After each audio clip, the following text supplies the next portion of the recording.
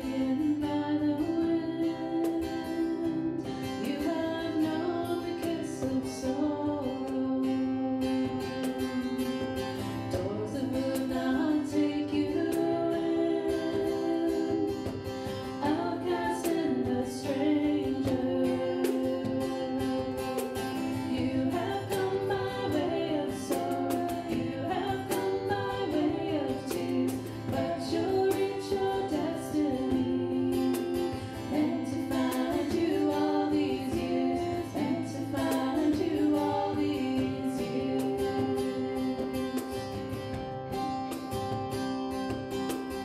You have drunk a bitter wine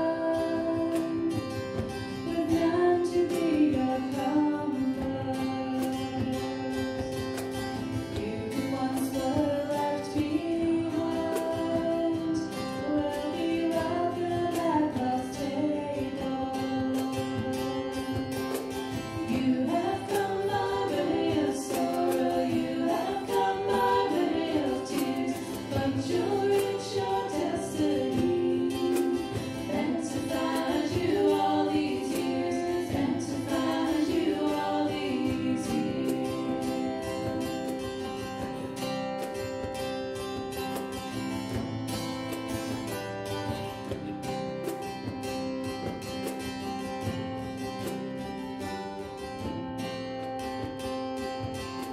All the nights that joy has slept will awake to days of laughter.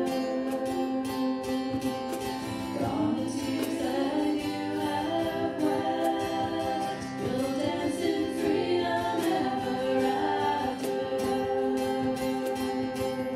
You have come by way of sorrow. You have come by way of tears. But you'll reach your destiny.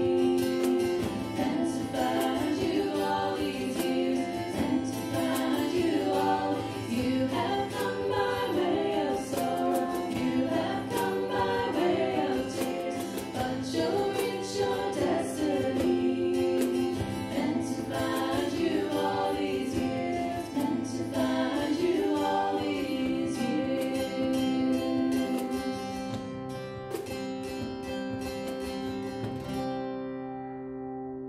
It's always really encouraging for me to see all of you. I liked how you, I don't remember how you put it, Laura, but I liked it in the moment that seeing all of you in these seats together is really encouraging because community is really powerful and community is really needed. And as an introvert, sometimes that's hard to admit, but it's true. I need people. And so thank you for your presence this morning. Thank you for your generosity in being a people together.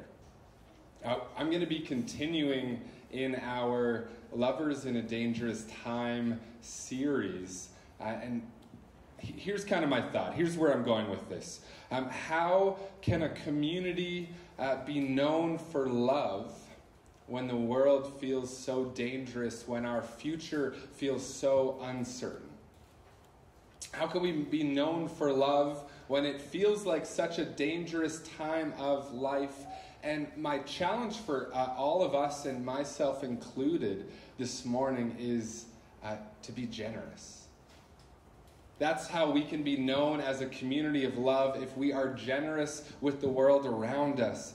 Generosity is something extremely powerful. And so for this morning, maybe the title could be called Generous in a Dangerous Time. But I can't see you very well right now. And if you're at home, I can't see you at all. But I have a feeling that there was some uneasiness when I said the word generosity in a dangerous season. Maybe you're feeling like, is he going to ask me to give away some of my resources right now? I mean, have you seen the grocery shelves? It's not looking good. It's a difficult season, and you're saying I should be generous in this moment? I mean, that doesn't seem to make sense. Generosity and difficult seasons seem to naturally be at odds with each other. And I don't think, if you're feeling that way this morning, I don't think you're in the minority. I think humans naturally feel that hesitation, especially when it's a difficult season. In the 1960s, there was a research group, and they wanted to ask soon-to-be graduating university students this question. Actually, two questions. And it was very, very simple. And their assumption was, we're going to ask them two questions, and they're going to give the same exact answer for both of those questions. Here are the questions. They're very simple. Graduating students, are you feeling optimistic or pessimistic about the future of the planet? And specifically for them, the future of the United States where they lived. And the second question is very similar. Graduating students, are you feeling optimistic or pessimistic about your own future? And the assumption from this research group was pretty simple. If you're feeling optimistic about the future of the planet, you're going to feel optimistic about your own future. And likewise, if you're feeling pessimistic about the world, you're going to feel like your own future is uncertain. And so they asked these questions.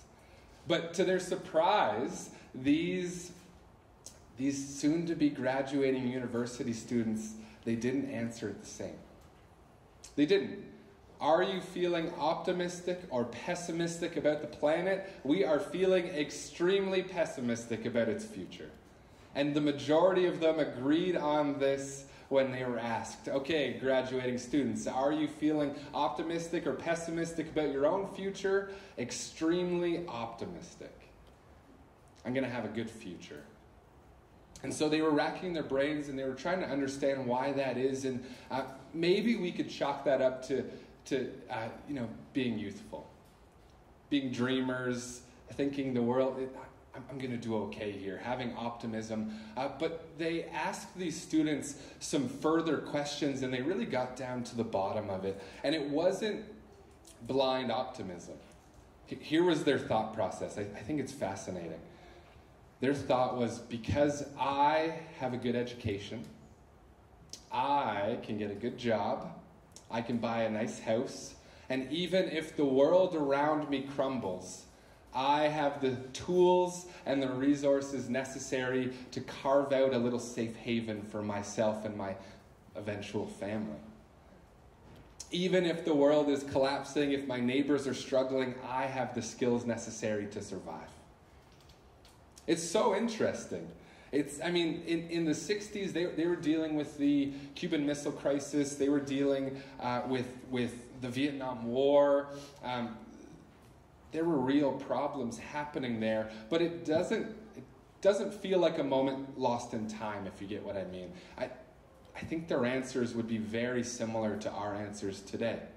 Right? Replace that with fears of World War III, of the invasion in Ukraine, of increasing interest rates, of grocery shelves, etc., etc. It wouldn't be a surprise if you're sitting there this morning feeling a little like these students. I am extremely pessimistic about the future of the planet, the future of Canada, the future of North America, of the world, and yet,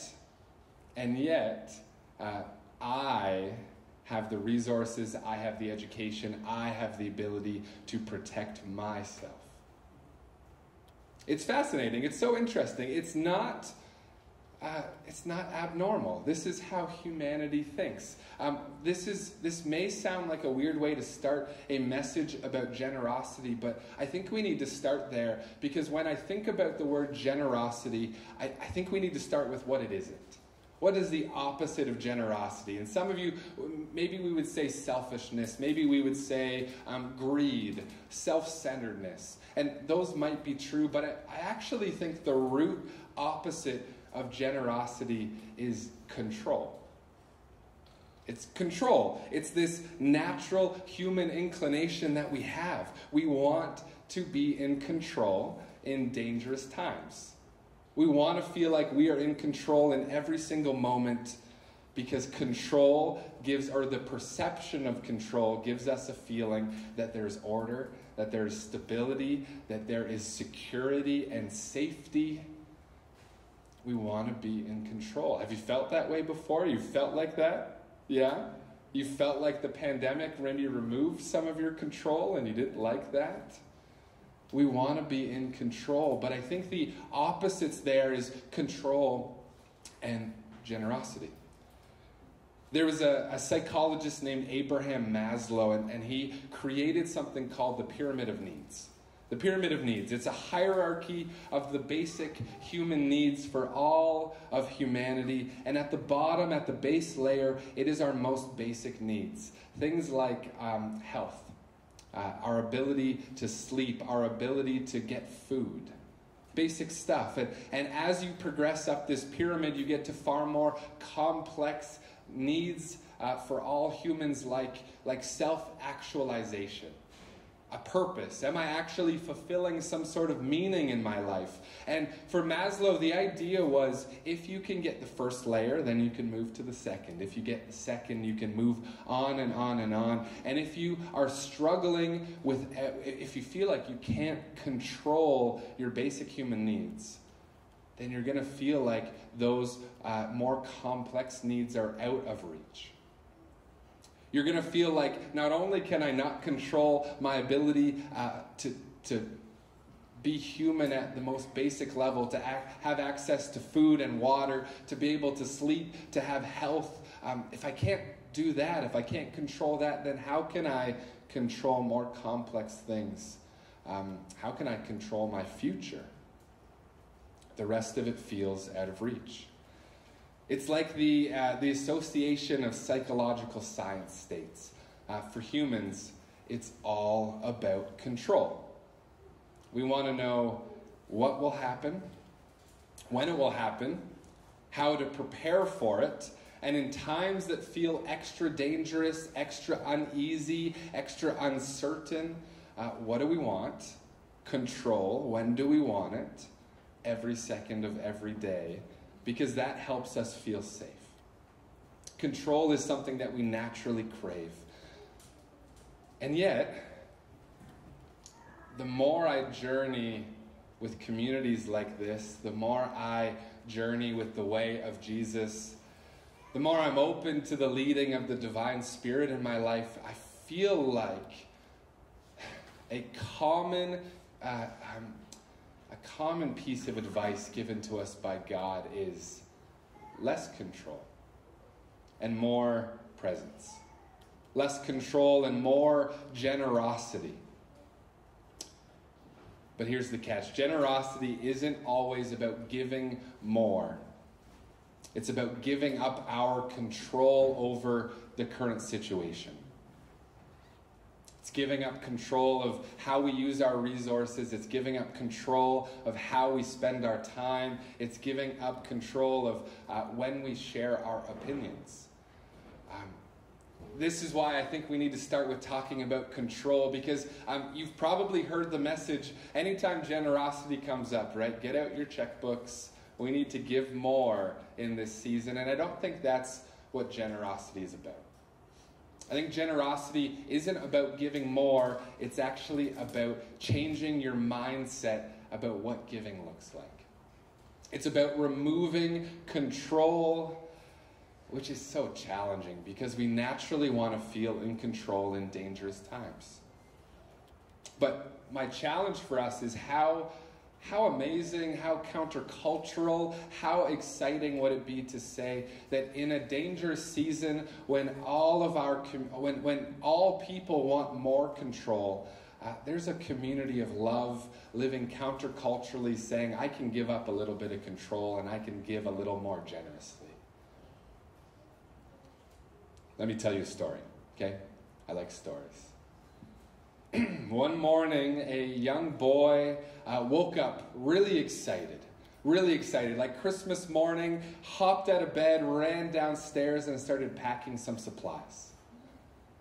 The night before, his parents had helped him pack some food into a fabric tote, and they had packed more than necessary for this trip. It was going to be about a day, but his mom's famous phrase was, "You got to be prepared." And so they packed enough for a couple days' journey. You have to be prepared. You have to think ahead. And so he was trying to do that as best he could. He grabbed a bag, he grabbed his supplies, he put on his favorite walking sandals, grabbed the walking stick that he carved with his grandfather, and headed out the door before sunrise. Now, if you can picture this with me, he's a kid. What are they doing? He's going to be walking on fallen trees. He's going to be jumping in or over puddles. If he gets hungry, stop and maybe rip off a piece of bread from in that food bag and eat some while he walks.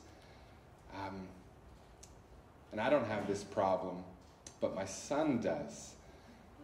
Little legs make little steps, right? And little steps make journeys a little bit longer. And what he thought would be a small walk, he would get there by mid-morning, went longer and went longer and went a little longer until it was almost lunchtime. He'd eaten some of his food, he was almost there, and he saw it. He saw it. There were seagulls in the distance. He climbs up a hill, a sand dune to be more exact, and he's there. Finally there after this walk, he is at the beach. And the beach is exciting on its own. We all get excited when we go to the beach, but he's excited for a different reason. Looking down that sand dune, there's not just the beach, there's a crowd there. There's a crowd there because he was told by his friend, by his neighbor, that there were these traveling teachers and they were going around the countryside and maybe they're going to stop there that day. Wasn't really sure. You know how gossip happens. Maybe they're going to be there, maybe not. And so he said, I had to go. I have to go and see it for myself because it's exciting. I want to be a part of something bigger than myself. And so he went on this journey. And so, like all kids do on sand dunes, he runs down it, pushes his way through the crowd, gets to the very front, right where the action is. But he's a little confused. Because they're not saying profound words. They're not teaching. These famous teachers are talking about lunch. Or to be more specific, a lack thereof lunch. See, the first guy is saying something like, everyone's really hungry, we don't know what to do about it. And then the second guy says something like, well then we should give them some food. And then someone else jumps in and says, well that's impossible, what if we have an intermission? We'll send them back, we'll give them wristbands so they can get back in. They go get some food, have a little nap, and then they come back and see us. But then one of the first guys, the little boy couldn't really remember, says, no intermissions, we're going to feed them here and now. We're going to find a way to do this. And this boy, like many young people have done for generations, myself included, said one of the most profound yet dumb things possible. You know that youthful, profound and dumb seems to be combined. There's no way this is going to make sense, and yet this is going to make sense. I've got some food. You could have it if you'd like. This famous story from the Gospel of Matthew is generosity. It's generosity, and I'm filling in a few blanks there, but this is how I picture that story happening. And the reason I think this story is generosity at its core isn't because the boy gave. It's not because the boy gave, it's because he gave what he didn't control. See, what if he doesn't have dinner now? What if he decides to stay over the night and then he walks home and he doesn't have food left? What if he gets stuck, right? His mom said, you gotta prepare. Doesn't seem like he's preparing very well. His parents packed him food and he gave it to somebody else. What if he finally gets home and his parents say, we're really struggling right now. We don't have any food left for our family. You have leftovers, right? You saved some for us? And he says, no, I didn't really eat much of it. I gave it to some people. What if there's a famine? What if there's a drought? What if? The what ifs of life creep in because we want to feel in control. But this boy gave what he couldn't control. And I think that's why when I read this story, it feels like generosity. Not because he gave a lot, not because he gave more, not because he gave all that he had, because he gave what he couldn't control. And so I think, like the Bible does often in these stories, reading between the lines, I think this boy is living out and saying something profound and something truthful without saying it. You know, without saying it, I think this boy is saying, there's enough. There's a God who loves me immensely, who has been generous with humans, who has been generous with the planet, with animals, with all of creation. And whether I have a lot or whether I have a little, there is enough.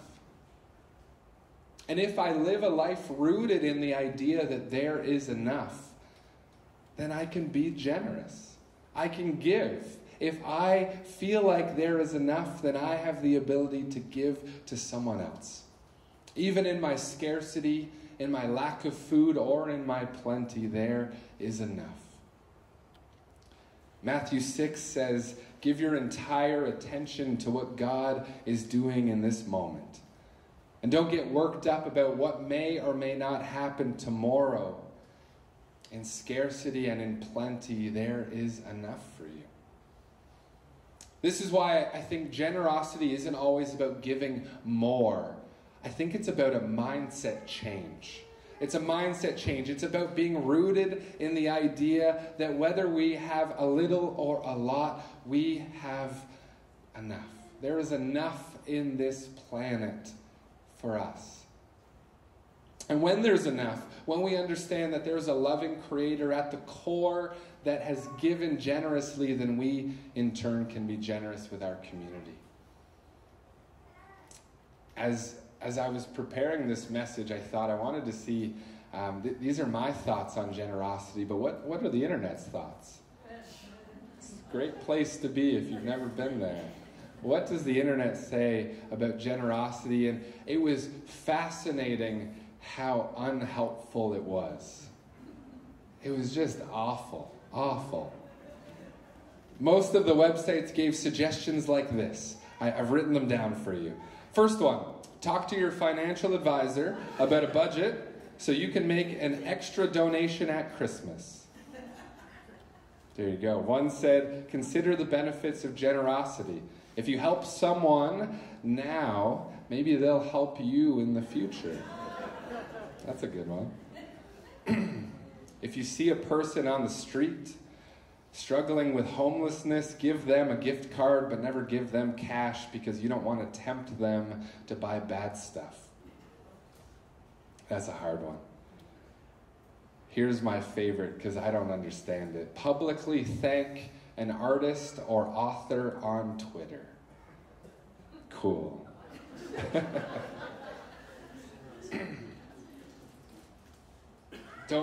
Don't get me wrong. I have no problem with budgeting.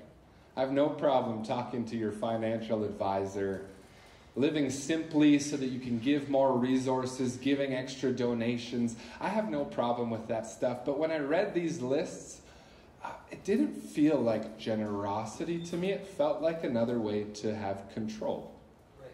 You know what I mean? It felt like more control. It felt like I get to control what happens when it happens. And if my financial advisor says, I think you should put a pause on the Christmas donations so that you can boost your tax-free savings account this season, then I can control that. I can do that. My own security is central. And then maybe I'll tack on some extra generosity around it. I get to be in control of how I use my resources, when I use my resources, if it's big or small, and it just doesn't feel like extra generosity to me. Maybe I'm the only one. It feels like another way to control my life, to control what's happening, when it's happening, and how to prepare for it. Once my future looks secure, then I can help someone else, was the feeling I got. Let me tell you another story. This one is about a person who decided to buy a home from a Mennonite family that they trusted. See, this family had said, house is in perfect working order, there's nothing wrong with it, all you got to do is pay us, move in, life will be good. And they trusted them, and so this family said, okay, yeah, let's do that. They bought the house, they move in, and they find out that the septic tank is just destroyed. It's not a little repair, you need to replace it entirely for about $12,000. And so, on either side of this house, there were two families who went to a Mennonite church with the original owner. And they found out about this, and so the first family, they approached the new owners, and they say, we heard about this. Is it true that the septic tank isn't working anymore? And the family said, yeah, we have to replace it completely. And so that family thought about it for a little bit, and they said, well, the original owner, they go to our church. And that's not right what they did to you, so we're going to give you $4,000 to help cover some of that. And then the family on the other side, they come over and they say, hey, we heard about the news. We go to that same church, and what that family did to you, they were feeling a little more strongly in that moment. That was, not only was that not right, that was an injustice. Whatever the first family didn't cover, we're going to cover the rest. We're going to fix this solution. They go to our church, and that's not right what they did to you.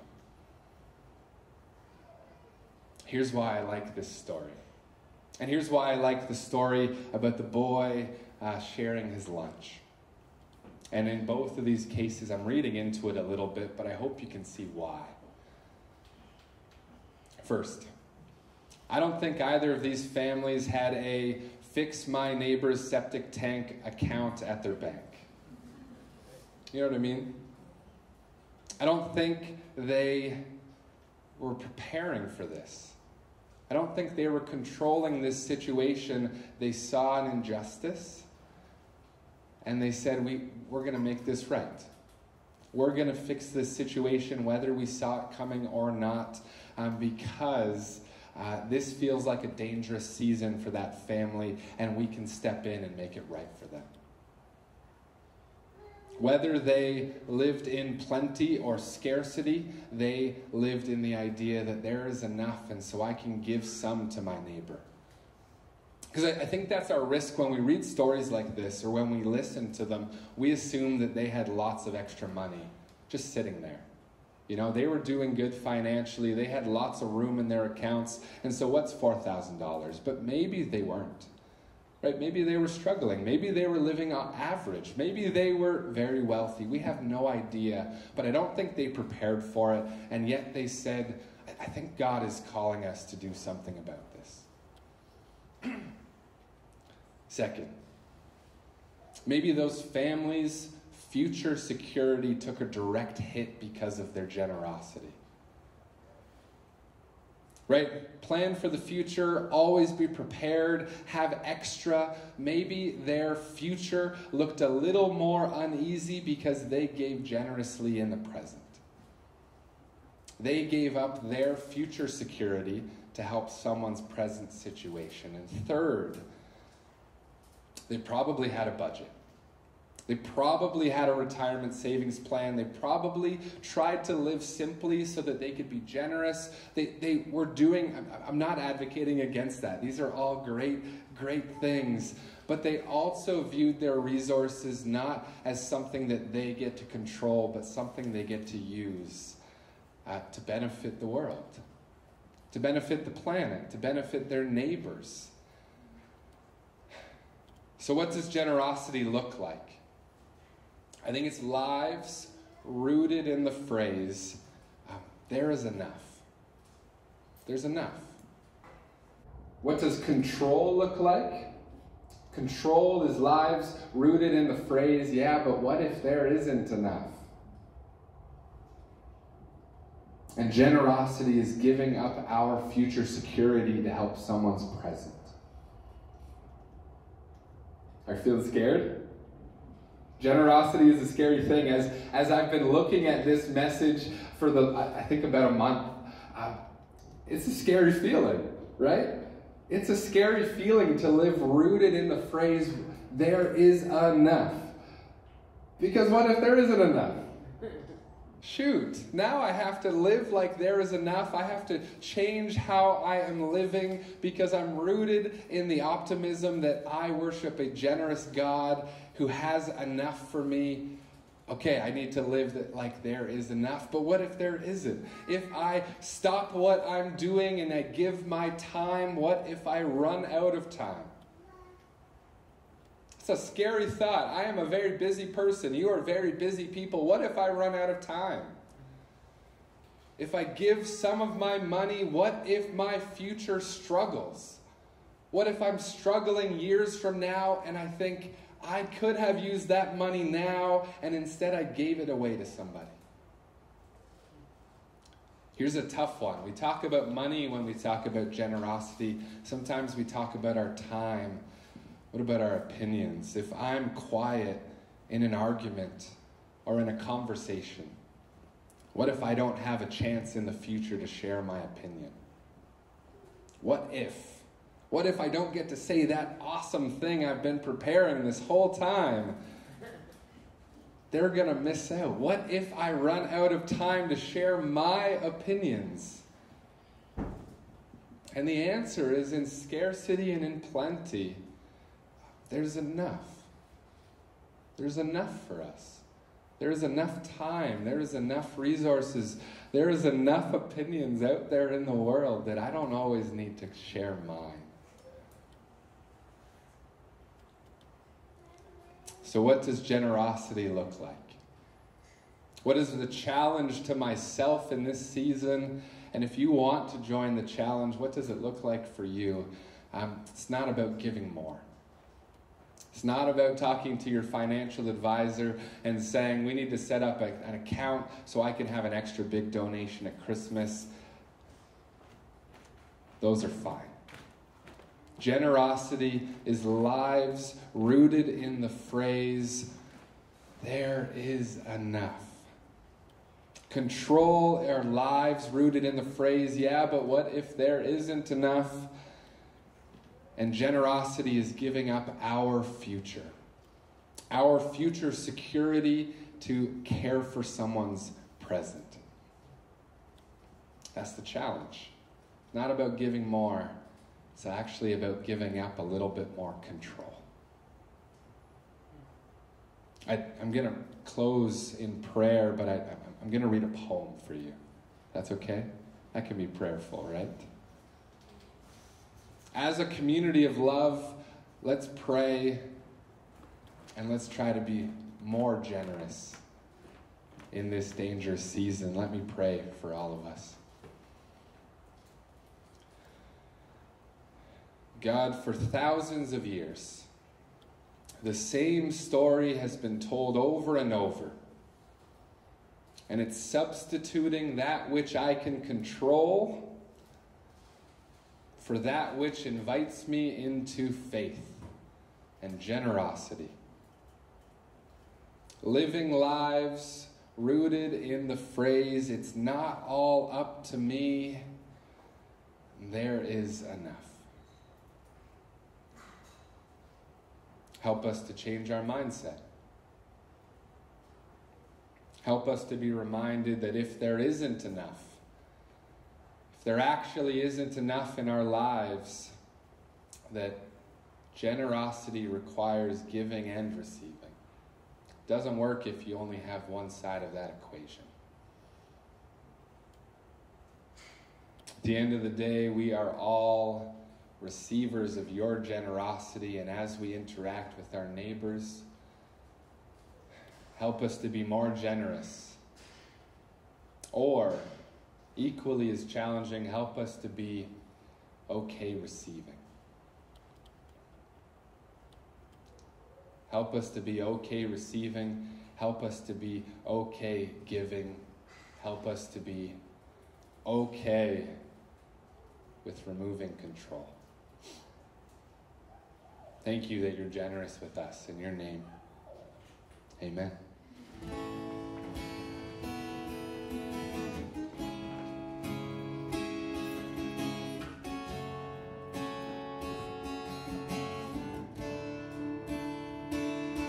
As I rise, strength of God, go before and lift me up. And as I wait, eyes of God, look on me and be my side.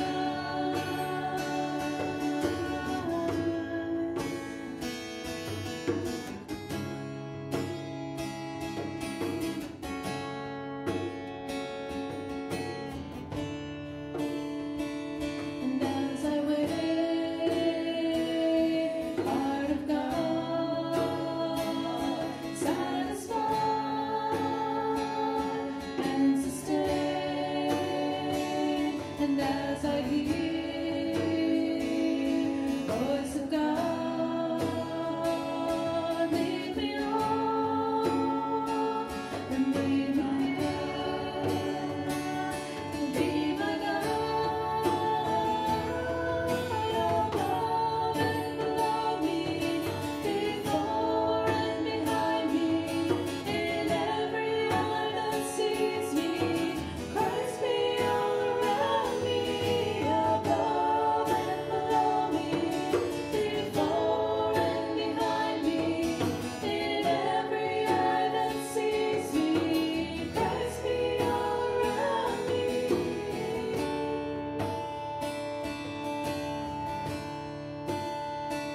And as I go